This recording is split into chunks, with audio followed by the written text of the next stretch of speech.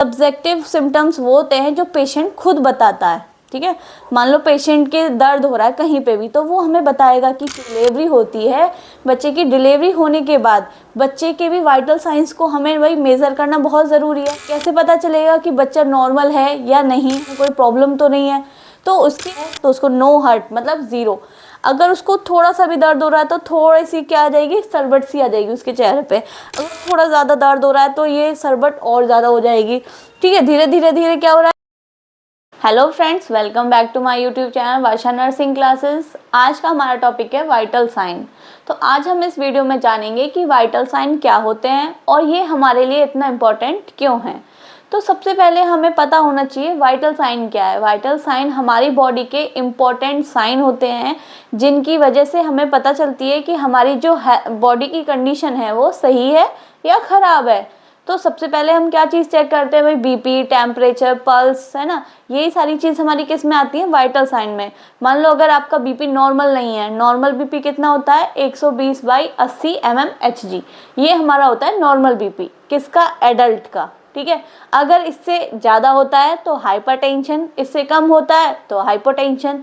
तो हर एक चीज़ में क्या हो जाती है, हमें बीमारी के संकेत मिलते हैं कि अगर आपके वाइटल साइन में कुछ भी प्रॉब्लम है तो आपको कोई भी बीमारी हो सकती है, ठीक है। उससे बचने के लिए क्या मेज़र करते हैं हम, वाइटल साइन। अगर पल्स ज़्यादा है, ठीक है, अगर हमारी रेस्पिरेशन रेट ज़्यादा है, मान लो हमारी जो सांस लेने की गति है, ठीक है, जो हम पर मिनट काउंट करते हैं वो ज़्यादा है। वैसे नॉर्मल कितनी होती है, 16 से 20, ठीक है। अगर ये ज़्यादा है तो भी दिक्कत है, अगर कम है तो भी दिक्कत है। तो ये सारी चीज़ें हमें कैसे पता चल रही है, वाइटल साइन के थ्रू, ठीक है। अगर हम वाइटल साइन ही मेज़र नहीं करेंगे तो हमें पता ही नहीं चलेगा कि हमारी बॉडी किस कंडीशन में है। तो हमें वाइटल साइन क्यों ज़रूरी है, समझ में आया, हमारी बॉडी के लिए ज़रूरी है, जिससे हमें ये पता चल सके कि हमारी बॉडी की कंडीशन सही है या नहीं है, ठीक है। ये तो रहे एडल्ट के जो वाइटल साइंस हैं, ठीक है, वो मैंने एक वीडियो में बनाए हुए हैं।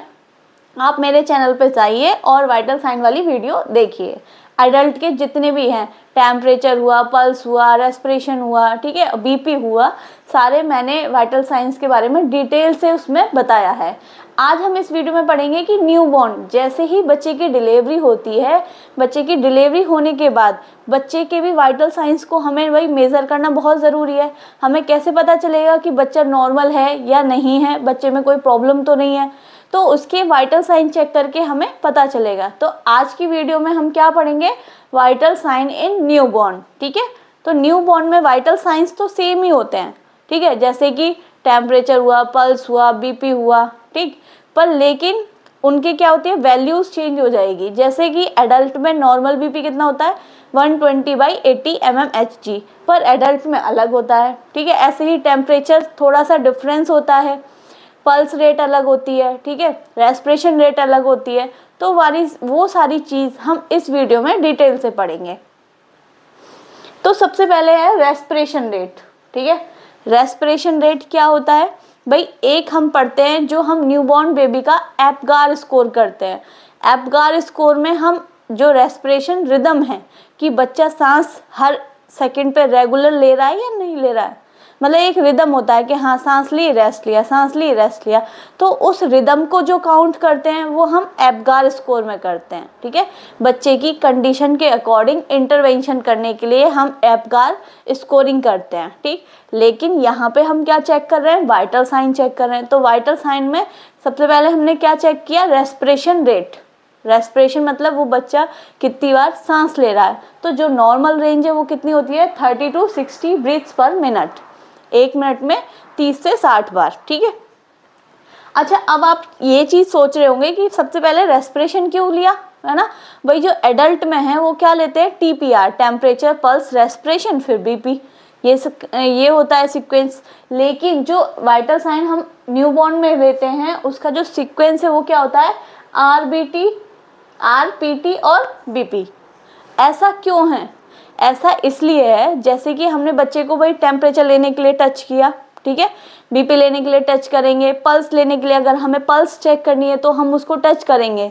तो सबसे पहले कुछ भी चीज़ अगर हम चेक कर रहे हैं, ठीक है, बस एक रेस्पिरेशन ऐसा है जो हम बच्चे की जो चेस्ट है उसको उभरता हुआ डिप्रेस्ड, उभरता हुआ, डिप्रेस्ड मतलब उठा, डाउन हुआ। तो इस कंडीशन को हम दूर से मतलब खड़े होकर उसके पास से देख सकते हैं बिना टच किए। तो इसीलिए अगर हमने पहले टेम्परेचर ले लिया, फिर बीपी ले ली और पल्स ले ली, तो उसके बाद क्या होगा, बच्चे को अगर हम टच करेंगे बच्चा क्राई करेगा, तो क्राई में जो है वो रेस्पिरेशन रेट उसकी बढ़ सकती है, हमारी जो एक्यूरेट वाली रेस्पिरेशन रेट नहीं आएगी। इसीलिए हमें सबसे पहले बच्चे का क्या लेना है, रेस्पिरेशन रेट। नॉर्मल कितना होता है, 30 से 60 ब्रीथ्स पर मिनट, ठीक है। फिर आ जाते हैं हार्ट रेट या फिर पल्स पे, ठीक है। कितनी होती है, 120 से 160 बीट्स पर मिनट। एक मिनट में 120 से 160 बीट्स पर मिनट होनी चाहिए। अब हार्ट रेट जो है वो चेंज हो जाती है जब बच्चा सो रहा होता है, ड्यूरिंग स्लीपिंग, तो बच्चा क्या है, रेस्ट मोड पे, तो उस टाइम उसकी पल्स रेट क्या होगी या हार्ट रेट क्या होगी, कम होगी, ठीक है। 100 से 110 के बीच में हो सकती है। और जब बच्चा क्राई कर रहा है तो उस टाइम क्या होगी, ज़्यादा हो सकती है, तो कितनी, 170 से 180 के बीच में हो सकती है। नेक्स्ट आ जाते हैं टेम्परेचर, ठीक है। टेम्परेचर कितना होना चाहिए बच्चे का, 36.5 डिग्री से लेके 37 डिग्री तक सेल्सियस में होना चाहिए, ठीक है। जो हमारा एडल्ट का है वो कितना होता है, 98.6 डिग्री फ़ारेनहाइट, और सेल्सियस में कितना, 37 डिग्री सेल्सियस, ठीक है। तो ये तो हो गए हमारे न्यूबॉर्न के। नेक्स्ट आ जाते हैं बीपी, ब्लड प्रेशर, ठीक है। ब्लड प्रेशर जो न्यूबॉर्न का होता है वो सिस्टोलिक, सिस्टोलिक क्या होता है, जो ब्लड प्रेशर है, बीपी है, वो हम दो मेज़र करते हैं, एक होता है सिस्टोलिक, एक होता है डायस्टोलिक। सिस्टोलिक कब होता है, जो हमारा लेफ्ट वेंट्रिकल है, ठीक है, जब हमारा जो हार्ट है वो कॉन्ट्रैक्ट करता है, ठीक है। तो कॉन्ट्रैक्ट करेगा तो उसको एकदम से प्रेशर से छोड़ेगा तो ज़्यादा प्रेशर होगा, और जब हमारा हार्ट क्या होगा, रेस्ट मोड में होगा, तो जो प्रेशर ब्लड का पड़ेगा दीवारों पे वो कम पड़ेगा। तो इसीलिए जो सिस्टोलिक वाला है वो हमेशा ज़्यादा होता है और डायस्टोलिक वाला कम होता है, ठीक है। तो इसमें क्या है, सिस्टोलिक 60 से 80 के बीच में होगा, जो कि एडल्ट में 120 होता है, वो यहाँ पर कितना है, 60 से लेके 80 mmHg तक है। और डायस्टोलिक कितना हो सकता है, 40 से 50 mmHg, इतना हो सकता है रेंज में, ठीक है। अब नेक्स्ट आ जाते हैं पेन। पेन क्या है भाई, दर्द का जो मेज़र करते हैं हम, दर्द को कैसे मेज़र कर सकते हैं भाई, हमने टेम्परेचर मेज़र कर लिया, रेस्पिरेशन मेज़र कर लिया, पल्स रेट मेज़र कर ली, ठीक है, सारी चीज़ हमने क्या कर ली, मेज़र कर ली। पेन को कैसे मेज़र करेंगे, ठीक। तो पेन के लिए क्या है, pain is a subjective symptom. कैसा सिम्टम है, सब्जेक्टिव। सब्जेक्टिव और ऑब्जेक्टिव क्या होते हैं, सब्जेक्टिव सिम्टम्स वो होते हैं जो पेशेंट खुद बताता है, ठीक है। मान लो पेशेंट के दर्द हो रहा है कहीं पे भी, तो वो हमें बताएगा कि चुभन जैसा हो रहा है, ठीक है, गुड़मुड़ हो रही है, या फिर बहुत ज़्यादा पेन हो रहा है। तो जैसा भी पेन होगा, कम हो रहा है, ज़्यादा हो रहा है, तो वो क्या करेगा, पेशेंट हमें बताएगा, ना कि हमें पता चलेगी, ठीक है। तो पेशेंट बताएगा। अगर पेशेंट बता रहा है तो वो क्या है, subjective. It is assessed in adult by using visual analogue scale. तो में क्या होता है, जो विजुअल एनालॉग स्केल होता है उसमें क्या होता है, नंबरिंग्स दी जाती है, 0 से लेके 10 तक नंबरिंग्स दी जाती है, और पेशेंट से पूछा जाता है कि आपको किस नंबर पे पेन हो रहा है, कितना, मतलब उसमें पूरा बताया जाता है कि आप 1 नंबर पे तो आपको हल्का सा हो रहा होगा, 2 पे हैं तो थोड़ा ज़्यादा हो रहा होगा। इस तरीके से एक्सप्लेन करता है कि पेशेंट कि भाई उसको कितने नंबर तक का पेन हो रहा है, तो उससे हम फाइंड आउट कर सकते हैं। नेक्स्ट आ जाते हैं इन द न्यूबॉर्न। भाई न्यूबॉर्न है, बच्चा है, अभी बिल्कुल जन्म लिया उसने, तो वो बोल तो सकता नहीं है कि भाई मुझे इतना दर्द हो रहा है, यहाँ पे दर्द हो रहा है, कैसा दर्द हो रहा है, ठीक है। तो हम क्या करेंगे, हमारे पास क्या है, the subjective assessment is not possible. जो सब्जेक्टिव असेसमेंट है, सब्जेक्टिव असेसमेंट क्या, जो पेशेंट हमें बता रहा था वो तो अब पॉसिबल नहीं हो सकता, ठीक है। तो हम क्या करेंगे, तो so pain assess objective assessment by using face scale.